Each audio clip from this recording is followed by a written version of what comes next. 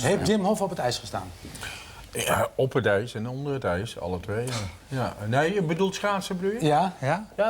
Ja, maar dat is lang geleden. Want het interesseert je niet, die sport? Schaatsen is heerlijk. Ik ren ook marathons, maar dan meer in extreme temperaturen ook. Dus ook koude bijvoorbeeld. Schaatsen is ook een beweging en een cadans komen met jezelf. Dus een soort dieper beleven trance. En daarvoor doe je een Elfstedentocht, denk ik. Mm-hmm. Ik denk wel dat ik dat kan voelen wat dat stuk karakter met je doet. En dat je het daarvoor doet. Zullen we gewoon eens even naar je kijken, Wim? Want het is natuurlijk vaker vertoond. Maar in dit verband toch best leuk om weer eens te zien. Jouw zoektocht onder het ijs eigenlijk.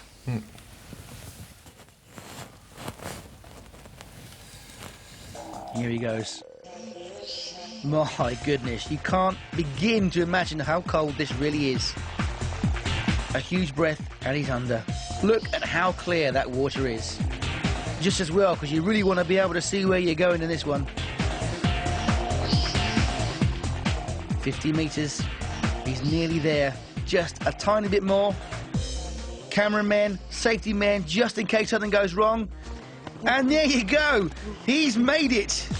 Absolutely astounding. A brand new Guinness World Record. 57.5 meters swum under an ice block.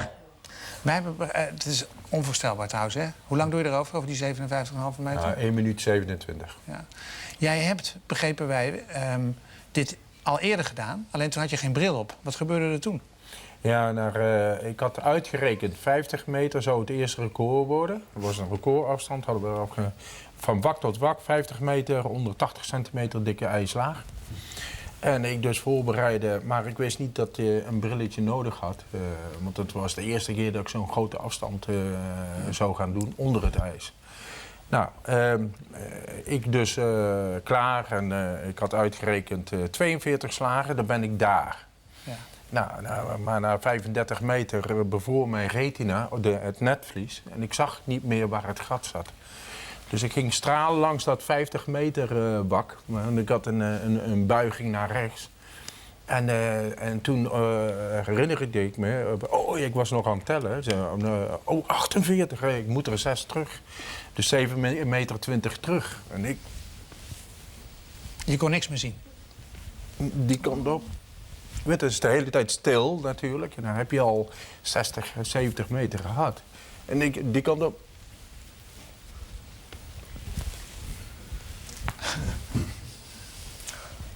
Kijken waar dat wak zat. Ja. Maar ik heb het nooit mogen vinden. En op een gegeven moment ging het lichtje zo langzaam. Ik kwam met een lager bewustzijn. Ja. En dan, ik had zo door kunnen zwemmen, want verdrinkingsdood heb ik nooit gevoeld.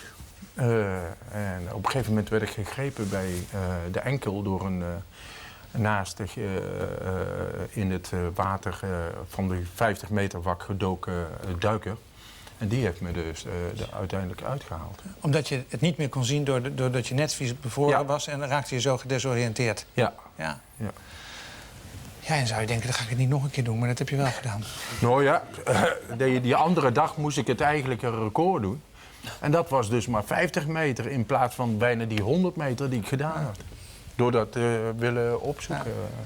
Jij kunt iets wat wij niet allemaal kunnen, of misschien wel niemand. Want hebben jullie het idee van, nou, dat kan ik ook wel lekker een tijdje onder water? Jij kijkt er al angstig bij net. Nee, echt niet. Jij kunt je lichaam regelen. Wat doe je precies? Ik denk dat iedereen het uiteindelijk kan, maar ik heb dat getraind. En wat ik getraind heb is door middels ademhalingstechnieken diep in het zenuwstelsel te kunnen duiken. Waardoor je meer macht over je lichaam krijgt. Je hebt er een beter contact mee. En het cardiovasculair systeem, bloedsomloop, hart... dat sluit zich veel beter rondom de kleine bloedsomloop. Dus lever, longen, hart Want daar heb je een kerntemperatuur. Kerntemperatuur. En die moet natuurlijk hoog blijven. Die blijft 37 graden en de rest dat kan bufferen. En dat is ook wetenschappelijk aangetoond, hoe dat allemaal werkt. En dat is waardoor ik een beter contact heb met de diepere fysiologie van mezelf. En dus kan ik meer uit mijn lichaam halen door die technieken. En dan kan ik bijvoorbeeld in de ijskoude, maar ook in de hitte... en ook in de zuurstofarmte op een Mount Everest of Kilimanjaro... Maar iedereen zou dat kunnen, nogmaals, maar dat heeft training nodig. Wat is dat training dat je 's ochtends iets kouder doucht dan normaal? Nou, als je... Ja, een hele goede tip ook voor de Elfsteden aankomende schaatsers... is dat je deze week nog even elke dag goed koud afdoucht. Want dan gaan die aderen rondom die kleine bloedsomloop... dus die gaan beter sluiten dan. Als je dan in een wak terecht zou komen... dan sluit dat veel beter. Dan kun je er beter tegen. Dan kan je er beter tegen. Dat is